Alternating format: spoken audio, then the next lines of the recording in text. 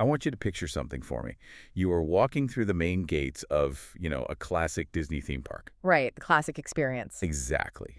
The morning sun is shining. The pavement is impossibly, miraculously clean. And there's that subtle, piped-in ragtime music floating through the air. Oh yeah, the full sensory package. Right. You smell the sweet, artificial scent of vanilla and waffle cones being pumped out of the confectionery onto Main Street. You know exactly what you're going to get in this environment. It's totally predictable. It is. You picture the cheerfully singing, culturally diverse children of It's a Small World, just, gliding along in those little pastel boats through a perpetually happy, conflict-free world. Or maybe the pirates. Yeah. Those wonderfully goofy, slightly bumbling pirates ransacking a Caribbean town, singing yo-ho while a dog stubbornly holds a set of jail keys out of reach. Classic. It is safe. It is predictable. It is the very definition of what we all culturally understand as Disney magic. You're just wrapped in a cozy, multi-billion-dollar blanket of nostalgia and perfectly engineered joy. Well, I mean, that environment is perhaps the most heavily curated physical space on the planet. Oh, absolutely. Every sight, sound, texture, and even the ambient temperature in certain cues is meticulously designed to make the human nervous system feel completely at ease. Wow. Even the temperature. Oh, yeah. It is a space where the outside world, with all its sharp edges, unpredictable dangers, and anxieties, is just completely shut out by massive earthen berms and forced perspective architecture. So it's literally walled off from reality. Exactly. The entire operation relies on this unspoken contract with the guest. Surrender your disbelief, and in return, we will guarantee your emotional and physical safety. Well, we are ripping that cozy blanket right off today. Uh-oh. Yeah. We are looking at what happens when the Imagineers, the brilliant boundary-pushing minds who actually engineer these experiences, decide to test the absolute limits of that unspoken contract. The dark side of the design process. Precisely. What happens when their visions go a little too dark? Like pushing the envelope so far that they completely shatter the illusion of safety? Right. We are entirely bypassing the standard beloved animatronic masterpieces. We aren't looking at the singing birds in the tiki room or the dancing bears. No bears today. No bears today. We're looking at the creations that crossed a very distinct line. The ones that became pure, unadulterated nightmare fuel for the guests who experienced them. And, these weren't just theoretical missteps sitting on a drafting table somewhere. No, these were real. Very real. We are talking about fully realized, incredibly expensive animatronics that were so deeply unsettling, so genuinely terrifying to the core audience, or just so fundamentally broken in their practical execution that executives actually had to step in. They had to intervene. Right. They had to rip them out of the attractions and hide them from the public eye forever. We have a fascinating stack of historical documentation guiding this exploration today. We're primarily drawing from two really comprehensive archival accounts. Yeah. One is called Dark Legacy, the banned animatronics of Disney parks, and the other is Nightmare Fuel, the banned animatronics of Disney's Dark Legacy. Both incredible resources. They really are. And our mission for this audio journey is to essentially pry open the vault. We are going to examine three specific, highly documented animatronics that got themselves completely banned from the parks. We'll break down their mechanical designs, the psychological impact they had on guests, and ultimately try to understand the precise reasons they failed so spectacularly. Exactly. But before we get into the specific robots, how should we be thinking about this? Well, a crucial framework for this exploration is understanding that theme parks are not just, simple entertainment venues. They are massive, multi-million-dollar laboratories for human psychology and sensory engineering. Laboratories, I like that. Because true innovation in any medium absolutely requires risk. The banned animatronics we are going to unpack today represent distinct, ambitious moments where the designers decided to really push the boundaries of what a theme park could physically and emotionally do. They were pushing the envelope. Right. They tested the limits of narrative storytelling, aggressive sensory manipulation, and raw physical technology. But testing those limits on tired, overstimulated families who have been standing in the Florida or California sun for 6 hours carries a very unique set of variables. To say the least. Yeah, I mean, your test subjects aren't sitting comfortably in a controlled academic study. They are wildly unpredictable. And the designers had to reckon with the real-world consequences of those risks just violently colliding with human nature. Right. Sometimes an ambitious vision translates perfectly into reality, creating a timeless classic like The Haunted Mansion. But other times, that same unchecked ambition creates an environment that triggers genuine panic, resulting in thousands of screaming children. It is a razor-thin tightrope between thrilling immersion and actual psychological trauma. Okay, let's unpack this. I want to start with an attraction that fundamentally misunderstood its audience right from the very beginning, creating this sort of accidental horror experience. That's a great one. We are traveling all the way back to the opening years of Disneyland in the mid-1950s. The very beginning. Yeah. And, nostalgia plays a massive trick on us when we look back at history. When people think about those original opening day dark rides in Fantasyland, they tend to view them through heavily rose-colored glasses. They think of them as quaint. Exactly. The cultural memory insists they were these perfect, charming, quaint little storytelling experiences from day one. But the reality of the opening day version of Snow White's Adventures is that it was, for all intents and purposes, a pitch-black haunted house masquerading as a fairy tale. It really was. And to understand how a beloved classic princess film was translated into a haunted house, you have to look at Walt Disney's original, highly ambitious vision for the narrative design of these early attractions. What was he going for? Well, in 1955, the concept of a theme park dark ride was entirely new.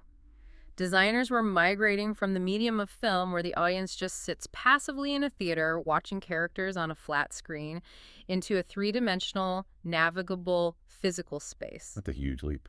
It is. And Walt had this radical concept that, as a guest writing the attraction, you shouldn't just be a passive observer watching the story unfold like a play.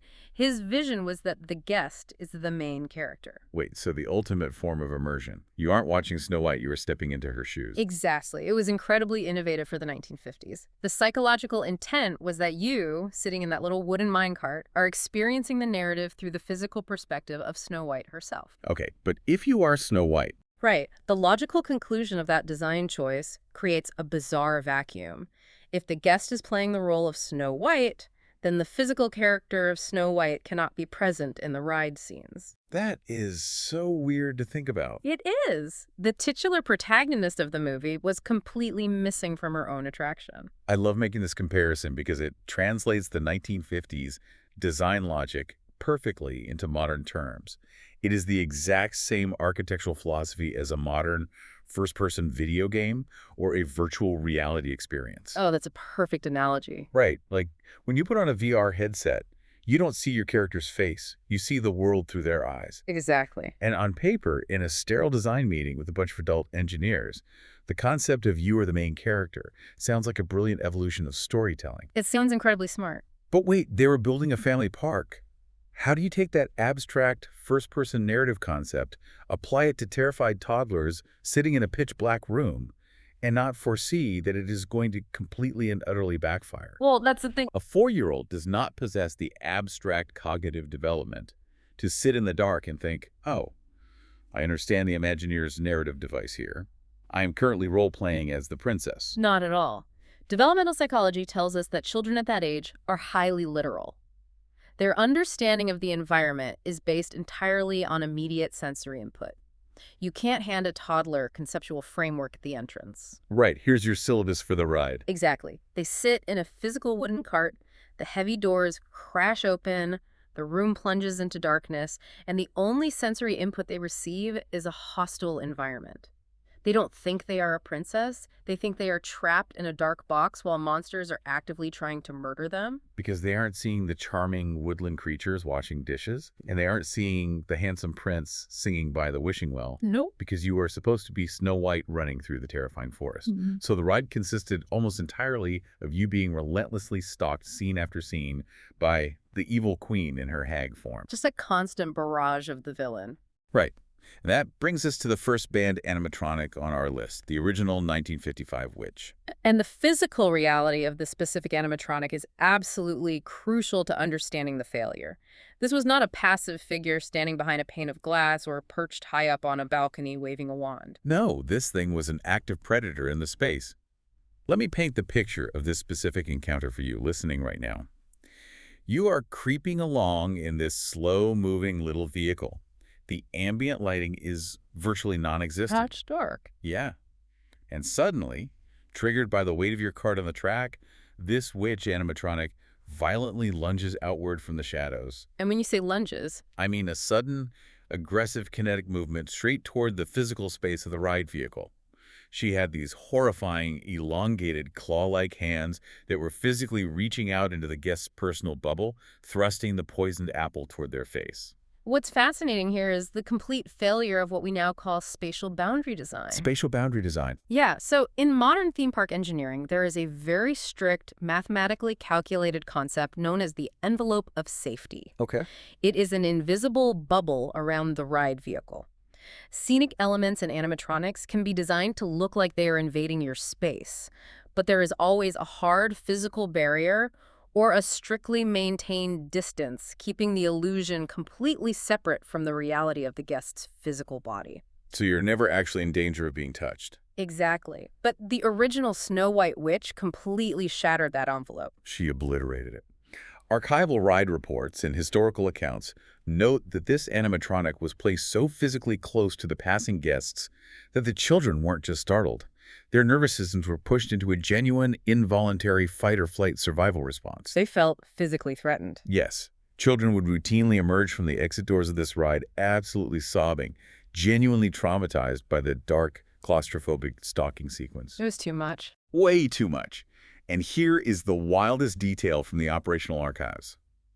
The witch was lunging so close to the carts, and the kids were in such a state of sheer, unadulterated panic that frightened children would actually reach out and rip the physical poison apple right out of her clawed hand to defend themselves. Oh my gosh. See, when a child reaches out to physically disarm a mechanical figure, the illusion has bypassed entertainment and entered the realm of actual psychological distress. They were fighting back. Right. The child's brain has processed the threat as real, imminent, and requiring physical action to survive. It is the ultimate proof that the environment was too hostile. Yeah. But how did this get greenlit? I mean, did the designers just not care about the kids' reactions? Or did they genuinely believe a lunging, clawing witch in the dark was perfectly aligned with the cheerful, welcoming brand of Mickey Mouse? It wasn't malice, and it wasn't a desire to traumatize. It was just a byproduct of inventing a medium from scratch. They didn't know better. Basically, yeah. This was an accident of early, untested design. The engineers in 1955 had no precedent. They had no focus group data, no psychological studies on dark ride environments, and no decades of operational history to draw upon. They were just winging it. They were experimenting with empathy and perspective in a physical space for the very first time. Their core assumption was that the empathy of the guest would naturally and seamlessly align with the protagonist's emotional journey. So they wanted you to feel Snow White's fear. Yes, but they forgot to account for the primal, visceral reaction of the human nervous system to a sudden kinetic threat in a dark, enclosed space. So they're running this ride, kids are coming out in tears, and maintenance is constantly having to replace stolen props because toddlers are literally disarming the animatronics. An operational nightmare. Exactly. The operational reality clearly dictates a massive creative pivot. They realized the good intentions of immersive first-person storytelling had inadvertently created an absolute nightmare factory for their core demographic. And the correction required a fundamental shift in the psychological structure of the ride. What did they do? They realized that guests, especially young, developing minds, desperately need a psychological anchor in a dark environment. They need to see the hero surviving the ordeal to feel safe themselves. That makes sense. Right. If the hero is invisible, the tension never resolves. So they finally had to abandon the ambitious first-person experiment and physically add Snow White into the ride scenes. Exactly. By placing physical animatronics of Snow White into the environments, the guest is instantly transformed back into a passive third-person observer. You're just watching. Right. You are no longer the target. You are simply watching Snow White deal with the danger. The psychological pressure is immediately lifted because the danger isn't coming directly for you. And as for our lunging, boundary-breaking witch animatronic, Yeah. she is entirely banished. Gone. Gone. The hyper-aggressive figure was removed from the track layout entirely. In her place, they installed a much tamer, restrained version of the character. A safer version. Yeah, one that still offered the poisoned apple to convey the story point, but crucially, one that was bolted down at a very safe, heavily calculated distance, well outside that envelope of safety we talked about. Yeah. Keeping her far, far away from those terrified toddlers. It serves as a profound case study in user experience design. Good intentions, like wanting to create the most immersive, groundbreaking storytelling experience in the world, are entirely meaningless if you haven't meticulously accounted for your user's emotional capacity and context. You can design the most brilliant, philosophically sound first-person narrative in a workshop, but if your actual audience is 4 years old and crying in the dark because they think they're going to be eaten, you have failed the design test. Absolutely. And if we connect this to the bigger picture, it is a profoundly applicable lesson for anyone creating an experience for others. Oh, for sure. Think about a presentation you are putting together for a client, or a new software interface you are designing, or even how you are framing a difficult, high-stakes conversation with a colleague. You might possess a brilliant, boundary-pushing idea. You might think your approach is incredibly innovative and theoretically sound, But but if you have not accurately gauged the emotional resilience, the prior knowledge, and the specific context of the person on the receiving end, your brilliant idea is going to become their nightmare. I love that. The original Snow White Witch was a catastrophic failure of empathy design. The Imagineers empathized deeply with the fictional character's narrative journey, but they completely failed to empathize with the living, breathing, vulnerable child sitting in the physical seat. Empathizing with the concept versus empathizing with the user, it is such a vital distinction. It really is. Now, the Snow White Witch was an accidental nightmare. It was a byproduct of untested theories and the growing pains of a brand new medium. But what happens when a team of incredibly talented, well-funded engineers, audio designers, and writers sits down in a room and decides to deploy millions of dollars to be as psychologically horrifying as legally possible, entirely on purpose? Oh, that is when you move from accidental scares into the territory of deliberate, calculated psychological manipulation. Let's fast forward a few decades. We're leaving the quaint, accidental bumps in the dark of 1955 behind, and we're entering an era of aggressive, deliberate terror. The 90s? Yet, we need to examine the mid-1990s and the creation of the extraterrestrial alien encounter. Alien Encounter, just the name is intense. I know, right? Historical accounts, frankly, label this attraction as one of the most spectacular failures of audience awareness in the history of themed entertainment. Without a doubt. But to understand how a sci-fi horror simulator got greenlit for the Magic Kingdom, we have to deeply understand the shifting business context of the 1990s. Disney was facing a massive existential crisis known internally as the Tomorrowland problem. Right. And to understand the Tomorrowland problem, you have to remember that theme parks are not static, isolated entities. They are massive capital investments that exist in a highly volatile, highly competitive marketplace. You have to make money. Exactly. In the mid-1990s, under the leadership of Michael Eisner, the cultural landscape was undergoing a massive shift. The sanitized, gentle optimism of the 1980s was giving way to the grunge era. Oh yeah, totally different vibe. Teenagers and young adults were emerging as a massive, highly lucrative demographic. They had significant disposable income and a desire for intense, visceral experiences. They didn't want the gentle boat rides anymore. No, they were flocking to competitors like Universal Studios, which is offering aggressive, movie-based thrill rides. The classic Disney model, the gentle boat rides, the singing animatronics, the cheerful mice was rapidly being perceived by that older demographic as obsolete, childish, and frankly, completely uncool. They wanted MTV, they wanted high-octane blockbusters, and they wanted genuine adrenaline. And furthermore, Tomorrowland, the area of the park historically dedicated to showcasing the cutting-edge future, had become a glaring liability. How so? Well, it didn't feel like the future anymore. It felt like a sterile, concrete museum dedicated to 1970s space race optimism. I see. The executives realized they needed a massive, violent injection of energy into that specific quadrant of the park. They demanded something edgy. They demanded something that would successfully capture that fleeing teenage demographic and prove, once and for all, that Disney engineers could be just as intense, scary, and thrilling as anything Universal or Six Flags was building. And the solution they engineered for this Tomorrowland problem was to build a terrifying, R-rated sci-fi horror attraction right in the middle of the most family-centric real estate on Earth, the extraterrestrial alien encounter. It's still so wild to think about. It's completely wild. Now, I have to step back and appreciate the sheer technical reality of this attraction. Because conceptually, as a piece of psychological and sensory engineering, it is an absolute masterpiece. It really is brilliant on a technical level. I want you, listening right now, to imagine the physical setup, because it is crucial to how the trap was sprung. You aren't stepping into a little moving boat or a slow-moving dune buggy where you have freedom of movement. Guests were ushered into a massive, sterile, circular theater. Right, stadium seating. Yeah, you sit down in a rigid stadium-style seat, and immediately, heavily padded, rigid shoulder restraints electronically lower and lock down tightly over your chest and shoulders. And the psychology of that physical restraint is the foundational building block of the horror experience. Because you can't move. Exactly. When you sit in a standard family dark ride, you might pull down a loose lap bar. It rests slightly on your legs.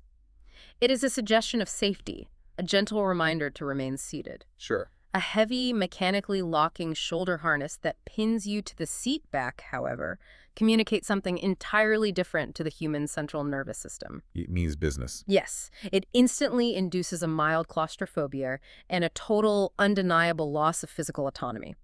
Before the lights even dim, before the show even begins, the physical environment is silently telling your brain, you're trapped, you cannot flee, you have zero control, and something incredibly intense is about to happen to your physical body. Oh, wow. They are methodically stripping away the flight option of the human fight-or-flight response, leaving only panic. So you are physiologically primed for terror before the first line of dialogue is even spoken. Exactly. So you are pinned in this circular theater, entirely immobilized. In the center of the room, surrounded by the stadium seating, is this massive, glowing, high-tech teleportation tube. Setting the stage. Right.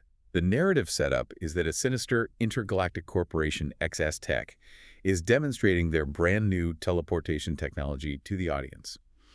But, as with all good sci-fi horror, something goes catastrophically wrong. Naturally. The signal is intercepted, and instead of teleporting a corporate executive into the tube, the machine accidentally beams in a massive, horrific, carnivorous insectoid alien creature. The star of the show. This is the central animatronic figure, a towering, grotesque beast that materializes in a flash of strobe lights, shrieking and thrashing inside the glass containment tube. And just as the audience registers the massive threat in the center of the room, the Imagineers execute the most crucial, devastating step of the sensory manipulation. The power in the building fails, and the lights go completely 100% pitch black. Pitch black. Not dimly lit, not dark, bright dark where you can see the exit signs glowing. Absolute sensory depriving darkness. You cannot see your hand in front of your face. Complete darkness. And in that suffocating darkness, you hear the violent, localized sound of thick glass shattering. The animatronic alien has physically broken out of its containment tube and is now loose in the pitch-black room with a trapped audience. This is where it gets really good. This is where the sensory engineering elevates from a standard haunted house into a terrifyingly brilliant psychological assault. The Imagineers utilized an incredibly sophisticated audio technology known as binaural audio. Which, for a theme park application in the 1990s, was a massive, unprecedented leap forward in acoustic engineering and psychological manipulation. It is incredible technology. If you aren't familiar with it, binaural audio is not just standard stereo sound where you have a left speaker and right speaker mixing a track. No, it's way more advanced. It is a highly specialized method of recording and playing back sound that explicitly mimics the complex anatomical way human ears naturally process spatial audio in the real world. To record it, engineers use a physical dummy head, literally a mannequin head modeled with exact human anatomical proportions, including synthetic flesh-like ears. It looks so creepy in the studio. I bet. They place highly sensitive microphones deep inside the ear canals of this dummy. When a sound is made around the dummy head, the microphones capture not just the volume, but the microsecond delays it takes for a sound wave to reach one ear versus the other, and how the shape of the physical ear and skull alters the frequency of the sound. And when you play that specific recording back through headphones or closely placed isolated speakers, you completely hijack the listener's brain's spatial processing center. You hijacks their brain. Literally. Right. You bypass standard hearing and inject the audio directly into the brain's 3D mapping system. If you've ever put on a pair of high-quality noise-canceling headphones and listened to an 8D audio track on YouTube, you know exactly how visceral this feels. A sound doesn't just feel like it's coming from a speaker, it feels like it is physically 3 inches from the nape of your neck. It's uncanny. By embedding high-fidelity binaural speakers directly inside the headrests of those heavy, locking shoulder restraints, putting the audio source inches from the guest's ears, the Imagineers tricked the auditory system into believing that the physical threat was actively moving around the room, directly next to each individual person. Because in absolute pitch blackness, the human visual sense is completely neutralized. The brain, desperate for input to survive, relies entirely and exclusively on the auditory system to map the surrounding environment and locate the threat. And the auditory map they fed into your brain was a total nightmare. You would hear this massive carnivorous alien dropping from the ceiling catwalks. You'd hear it scurrying rapidly around the perimeter of the room. You would hear it pause and pant heavily right next to your left ear. It's so intense. And worst of all, historical documents and ride scripts detail that you would literally hear it attacking, dragging away, and eating a maintenance worker in the dark right above your head. Oh, yeah, the crunching sounds. You heard the visceral sound of crunching bones and screaming, mixed with the alien's guttural growls. And they didn't stop at audio. As if hijacking your auditory system and trapping you in the dark wasn't enough, they introduced tactile stimulus to complete the illusion. Physical touch. Yes. When the binaural audio made it sound exactly like the beast was leaning over your shoulder, panting hungrily in your ear, a hidden pneumatic mechanism inside the seat back would violently blow a puff of hot, moist air directly onto the back of your exposed neck. Oh, that is so gross. It gets worse. When the alien was supposedly crawling across the ceiling, mechanisms would drip warm water simulating alien saliva or blood onto the audience. No way. Yes. And mechanisms in the shoulder restraints would suddenly press down harder, simulating the beast pushing off your shoulders to jump across the room. That is just. It's a breathtaking masterclass in comprehensive sensory manipulation. They systematically removed sight, severely restricted physical movement, hijacked spatial audio processing, and introduced perfectly timed tactile stimuli to create an absolutely flawless psychological illusion of an immediate, lethal biological threat. It's almost too perfect. So what does this all mean? From a pure engineering standpoint, from the perspective of horror design and sensory manipulation, it is an undisputed triumph. It is a masterpiece of making the unreal feel terrifyingly real. Undeniably. But from a corporate strategy standpoint, from a fundamental understanding of brand and real estate, it is baffling. Why on earth would anyone, let alone the highly protected executives at the Walt Disney Company, think that a carnivorous alien eating people in the pitch dark belongs in the Magic Kingdom? It's the ultimate context clash. You are literally a 5-minute walk from Cinderella's castle, from Dumbo the Flying Elephant, from the gentle nostalgia of Peter Pan's flight. Why would you deliberately drop an R-rated psychological torture chamber into the middle of that specific ecosystem? Because the Magic Kingdom is not a thrill park. Right. It is not an edgy, teenager-focused environment like Halloween Horror Nights. It is fundamentally and inherently a family park. It is a sanctuary where parents bring their young children, implicitly trusting that blanket of safety and predictability we discussed at the beginning of this exploration. So what were the executives thinking? Disney executives became so laser-focused on solving the Tomorrowland problem and desperately chasing the teenage demographic that they completely ignored the fundamental reality of their own physical real estate and brand promise. They essentially engineered a world-class, traumatically intense, haunted house and dropped it squarely into the middle of a kindergarten playground. The contextual clash was incredibly violent, and the real-world results were exactly what you would expect when a corporation violates a brand promise of safety that severely. Let me guess, people were not happy. The operational archives are very clear on the devastating fallout. Parents were absolutely legitimately furious. They felt deeply betrayed by the Disney brand. I could imagine. They had trusted the park, they walked into a shiny new sci-fi attraction with their young children, and they were subjected to genuine, harrowing psychological terror. The children were profoundly traumatized. All those poor kids. You had entire theaters full of children screaming in sheer, unadulterated panic, physically trapped under heavy shoulder restraints in pitch blackness, fully believing a monster was actively slaughtering the audience. Cast members were constantly having to stop the show, turn on the lights, and release screaming families. So the attraction succeeded entirely too well.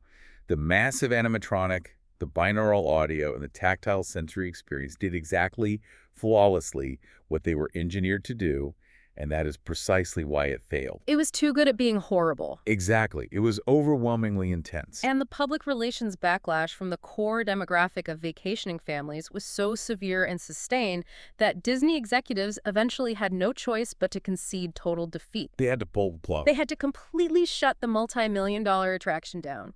The terrifying, state-of-the-art alien animatronic was ripped out of the theater and banished to the archival vaults. And what did they replace it with? Well, as historical accounts note, the entire masterpiece of sensory engineering was clumsily and lazily replaced by an attraction called Stitch's Great Escape. Oh, I remember that one. They reused the exact same circular theater, the same binaural speakers, and the same terrifying heavy restraints, but they completely sterilized the terror. They replaced the bloodthirsty carnivorous alien with a cartoon dog alien who burps chili dogs into your face and tickles your head. Which is such a massive, almost depressing downgrade in technical ambition, but it was an absolutely necessary operational correction for that specific location. This entire saga serves as a profound lesson in the power of context. Context is everything. You could build an absolute masterpiece. You can engineer the most technically brilliant, incredibly effective, and highly innovative product, software, or presentation in your entire industry. But if you deploy it in the wrong environment, or if you force it upon the wrong audience, the brilliance of the design will not save it from being violently rejected as a total failure. Context is the invisible architecture of success. The brilliance of an idea is entirely dependent on the ecosystem in which it is deployed. Like planting a great seed in toxic soil. Exactly. Alien Encounter was a brilliant, groundbreaking idea for a Universal Studios Halloween event, or a standalone extreme thrill park. It was a disastrous, brand-damaging idea for a Tuesday afternoon at the Magic Kingdom. So we have explored the Snow White Witch, which was an accidental nightmare born of untested early design theories and a lack of user empathy. Right. And we have deeply analyzed the Alien Encounter, which was an intentional nightmare that succeeded so perfectly it got itself banned for violating the fundamental brand promise. A contextual failure. But inducing psychological terror isn't the only way a multi-million-dollar animatronic gets banished from the parks. Sometimes the horror isn't a screaming child or a furious parent threatening a lawsuit. Sometimes the horror is just a brilliant engineer standing quietly in the dark, watching their most ambitious, technically complex creation fail completely and utterly under the harsh, unforgiving lights of the actual theme park. Ah, yes. We are moving away from the failures of empathy and contextual deployment and entering the harsh, uncompromising realm of raw technical limitations and operational realities. We are traveling back to 1969. To the highly anticipated grand opening of what is arguably the most famous, obsessively analyzed attraction in Disney history, the Haunted Mansion in Disneyland. A masterpiece. Truly, if you engage with the culture surrounding theme parks, you know the Haunted Mansion is entirely surrounded by a culture of absolute obsession. There's a grand conspiracy, a hidden secret, or a deeply debated piece of historical lore behind every single illusion, prop, and lighting cue in that massive building. People study it like it's ancient scripture. They really do. And in 1969, leading up to the grand opening, the undisputed crowning achievement of the entire sprawling project was meant to be a single, highly specific, incredibly complex animatronic figure, the Hatbox Ghost. Now, the Haunted Mansion endures as an incredible piece of theatrical design because it balances genuine macabre atmosphere with whimsical humor so perfectly. It never leans too far into absolute terror, and it never becomes a pure comedy. It's right in that sweet spot. Exactly. And the Hatbox Ghost was designed to be the absolute showstopper of the attraction, the grand finale illusion that encapsulated both that creepiness and that whimsy, leaving guests entirely baffled as to how the physical trick was accomplished. Let's break down the planned illusion in detail, because conceptually, as a piece of practical magic, it is brilliant. Imagine you are riding along in your black doom buggy. Okay, I'm picturing it. You leave the chaotic ballroom scene, you ascend into the dusty, cluttered attic scene, and right before you exit onto the balcony, you encounter this hunched, cloaked skeleton figure leaning heavily on a cane. Very spooky. In his trembling other hand, he is holding a highly ornate, empty hat box. The mechanical trick was supposed to execute like this. His skeletal head was supposed to magically and seamlessly disappear from his physical shoulders, leaving a headless torso wrapped in a cloak, Okay. and simultaneously reappear, glowing and grinning menacingly, inside the empty hat box he was holding. Then it would vanish from the box and instantly reappear back on his shoulders, over and over again. It is a phenomenal concept for a practical magic trick. It is dynamic, it provides a great kinetic visual, and it perfectly fits the spooky, slightly absurd narrative of the attic scene. Here's where it gets really interesting, though. Yes. Why did this undisputed crowning achievement, this heavily promoted centerpiece, become one of the most famous band animatronics in history? The mechanics of the technical failure are fascinating. What happened? Well, the Imagineers built this complex figure. They set it up in their pristine, highly controlled workshops at WED Enterprises in Glendale. They meticulously tested the lighting angles, they calibrated the mechanical timing, and the illusion worked flawlessly. It was a complete triumph of practical effects. So what was the secret? How did the illusion actually work? To understand the mechanics of the illusion, we have to look at the principles of directional lighting and reflection. It was a highly specialized variation of a classic theatrical illusion known as Pepper's Ghost. How does that specific trick work for those who haven't studied stage magic? Sure, so think of standing in your brightly lit living room at night. If you look out a window into the dark street, you don't see the street. You see a perfect reflection of yourself in your living room in the glass. Right, because it's darker outside. Exactly. The glass acts as a mirror because the light on your side is significantly brighter than the light on the other side. That is the fundamental physical principle of Pepper's Ghost and many of these directional lighting illusions. Okay, I'm tracking. You utilize a carefully angled piece of glass or a specialized theatrical scrim mesh and two distinct physical objects. By slowly fading the light down on object A into absolute darkness and simultaneously fading the light up on object B, the reflection manipulates the visual field. Object B appears to magically materialize out of thin air exactly where object A used to be. It is entirely reliant on the absolute control of light and shadow. Completely. Yeah. And in the Glendale workshop, they had perfect environmental control. They could engineer the specific spotlights to make the physical head on the animatronic's shoulders plunge into absolute impenetrable darkness while simultaneously illuminating a hidden second head that reflected perfectly into the empty hat box. So it's literally just two heads and a piece of glass. Yep. The crossfade was seamless magic, but then they had to take this delicate, hypersensitive masterpiece out of the pristine laboratory and install it into the dusty, chaotic, constantly moving environment of the actual ride building in Anaheim. And this is exactly where the theoretical brilliance of the workshop violently collides with the brutal operational realities of a massive theme park attraction. Oh, it was a disaster. The physical environment of the actual ride completely destroyed the delicate illusion. Because here is the fundamental mechanical reality of the Haunted Mansion. It utilizes an omnimover transit system. It's not a theater. Right, it isn't a theater where everyone sits still. There is a continuous, never-ending, tightly packed chain of ride vehicles, the doom buggies, constantly moving through the physical space.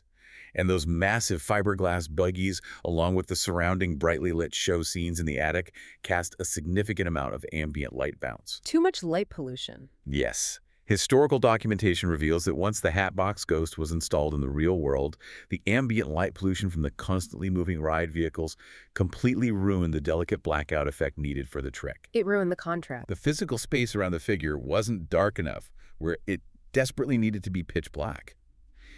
As guests rode by, their eyes could clearly see the physical, unlit head sitting inside the hat box before it was supposed to magically appear. And they could still see the dim outline of the head on the shoulders when it was supposed to be invisible. The secret was exposed. The careful balance of light was broken, and the magic trick was completely ruined. It just didn't work. Wait, I have to challenge the historical narrative here, because this seems crazy to me from a project management standpoint. How so? Well, if this animatronic was supposed to be the undisputed crowning achievement of a brand new, highly anticipated multi-million-dollar ride that Walt Disney himself had overseen before his death, why wouldn't they just keep tweaking it? You mean try to fix the lighting? Yeah. Why wouldn't they halt the opening, install physical light baffles, change the reflective paint, or fundamentally adjust the ambient lighting of the entire attic scene until the trick worked? Why resort to a total ban, rip out the most expensive figure, and leave an empty space? This raises an important question about the ruthless, unforgiving operational realities of managing a massive entertainment property. It is fundamentally a question of uptime, mechanical reliability, and maintaining the highest possible standard of the show. Standards are everything there. Exactly. You have a brand new, massive, highly anticipated attraction opening to the public. Millions of eyes, media cameras, and paying guests are going to be scrutinizing it. You are faced with two distinct, painful choices. Okay, what are they? You can leave a broken, highly visible, malfunctioning failure right in the middle of your pristine new ride, which completely ruins the immersion, breaks the suspension of disbelief, and cheapens the entire multi-million-dollar experience. Right. Or you can make the ruthless, painful, operational choice to cut your losses immediately. It is the ultimate literal kill your darlings moment in physical design. Precisely. Disney executives and the lead designers looked at the failing Hatbox Ghost struggling in the ambient light and realized a hard truth. A missing character is infinitely better than a visibly broken one. So they quietly banished him. They didn't issue a press release. They just sent a maintenance crew in the middle of the night, completely unbolted the entire complex animatronic, removed it just weeks after the ride opened in 1969, and left an empty, dusty space in the attic layout. It must have been incredibly painful and demoralizing for the engineers who spent months meticulously designing, programming, and building him, only to see him unceremoniously scrapped almost immediately upon deployment. Oh, heartbreaking for the team. But there is a massive, incredibly fascinating silver lining to this specific technical nightmare. Because he was physically present in the ride just long enough to be seen by a few lucky opening day guests, and because his image had been heavily featured in promotional materials, story records, and early merchandise, the Hatbox Ghost didn't just quietly disappear into the trash. He became an absolute legend. He became the holy grail, the ultimate white whale of Disney park historical obsession. He really did. He became the ultimate abandoned and recycled legend of the community.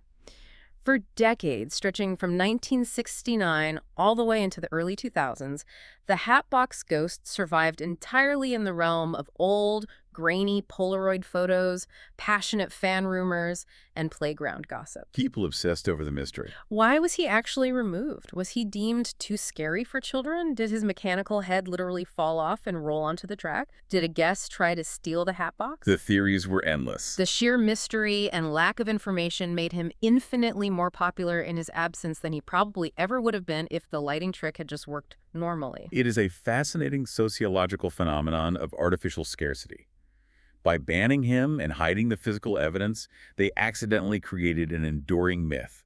The imagination of the fan base filled in the empty space in the attic with something far grander than the physical animatronic ever was. It's incredible how that works. And the most satisfying, triumphant part of the entire historical saga is that 1969 wasn't the end of the story. The core ambition of the idea, the sheer cleverness of the disappearing head illusion, was just too good to die permanently. It just needed more time. Exactly. It just had to wait patiently for the physical reality of the world to catch up to the imagination of the designers. It wasn't until 2015, nearly 50 years after he was unceremoniously banned and ripped out of the building, that modern technology finally allowed Imagineers to bring the Hatbox Ghost back home. A triumphant return. They took the original brilliant 1969 concept, applied 21st century internal digital projection mapping, and highly focused micro-LED lighting technology that simply didn't exist back then, and finally executed the original vision perfectly, regardless of ambient light. It is a beautiful, deeply satisfying conclusion to the narrative, and it connects so deeply to the inherent struggles of anyone engaged in creative, technical, or entrepreneurial work. Sometimes, your absolute best ideas are simply tragically ahead of the current technological curve. Your conceptual vision is completely valid, your ambition is correct, but the physical tools, the budget, or the infrastructure available to you in that specific moment in time are fundamentally insufficient to realize the dream. It is the absolute tragedy of being a pioneer.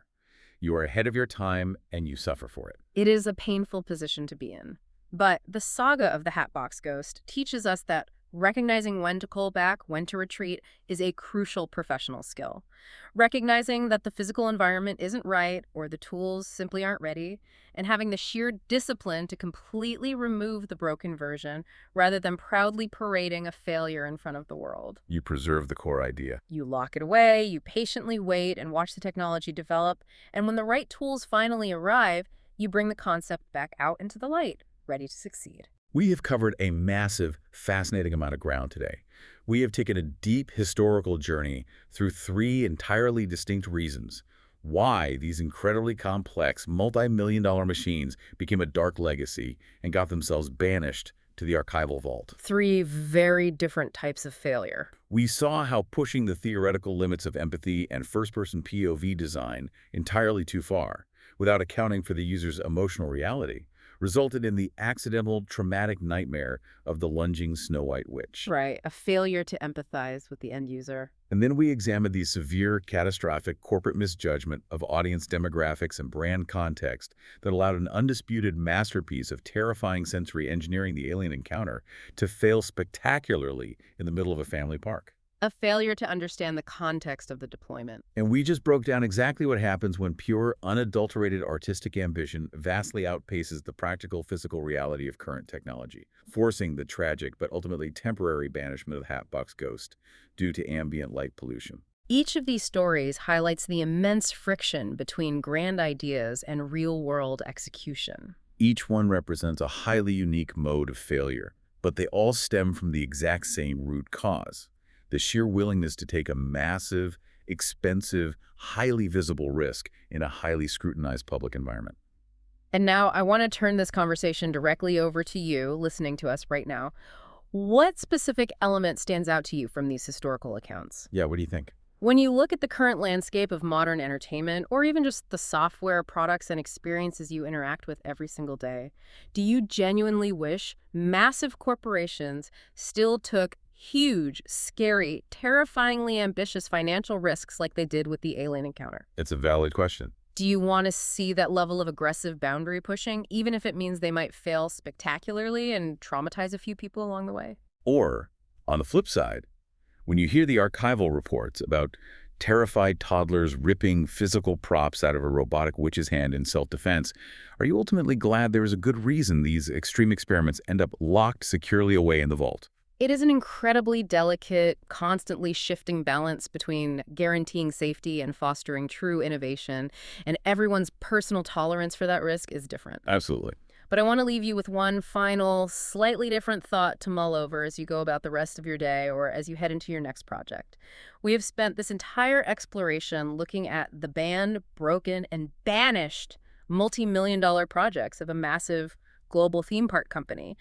But I want you to turn that lens inward and think about the banned animatronics in your own life, your own creative pursuits, or your own career. Oh, that is a fantastic way to frame it. The personal vault. Exactly.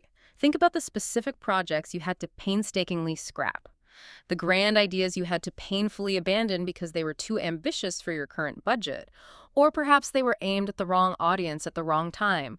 Or maybe you tried to deploy them before the software, the tools, and your own personal skills were truly ready to support the weight of the vision. It hurts to think about. It is incredibly easy to view those scrapped projects as ultimate, shameful failures, as embarrassments to be swept under the rug and completely forgotten.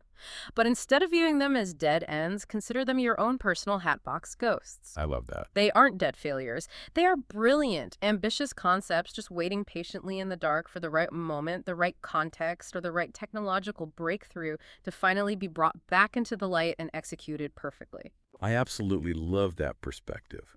Don't permanently throw away your Hatbox Ghosts. Keep them safely in the vault until the time is exactly right to unleash them. Thank you so much for joining us on this massive exploration today. It has been an absolute blast opening the archival vault and digging deeply into the bizarre, the canceled, the terrifying, and the wonderfully abandoned corners of history with you. Until next time, keep questioning the mechanics of the magic and keep looking for the ghosts hiding in the attic.